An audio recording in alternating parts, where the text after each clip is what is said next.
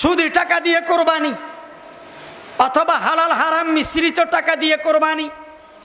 মনে রাখবেন, হারাম টাকা দিয়ে কোরবানি করলে গুনাহ, আল্লাহর লগে মস্কারি, আল্লাহর সাথে মস্কারি করার মতো আর কি।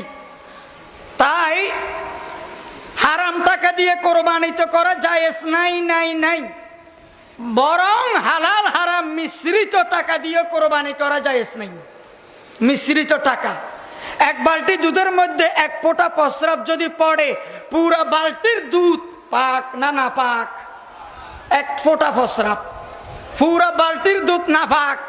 একই রকম হালাল হারাম মিশ্রিত টাকা দিয়ে কোরবানি করলে, আকিকা করলে, অন্যান্য যারা শরিকদার আছেন তাদের কোরবানিও বরবাদ।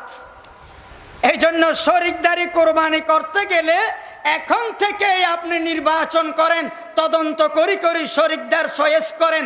কোন শরিকদার হালাল উপার্জনকারী, কোন শরিকদার নামাজি, কোন শরিকদার দিনদার নেককার ফরহেজগার, কোন শরিকদার ভালো উত্তম, ওই শরিকদারকে নির্বাচন করেন।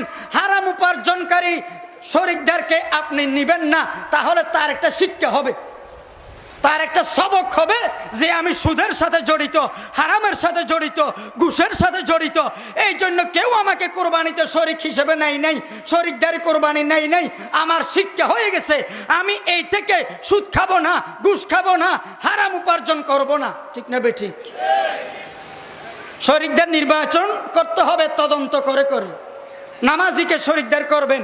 গত বছর কয়েকটা মাসালা আসছে আমার কাছে, কোরবানির পরের দিন কয় হুজুর অমুক ব্যক্তির সাথে 7 বরাতে কোরবানি দিলাম, এখন কোরবানির পরের দিন জানতে পারলাম উনি ইয়াবা ট্যাবলেট বিক্রি করে কোরবানি দিছে।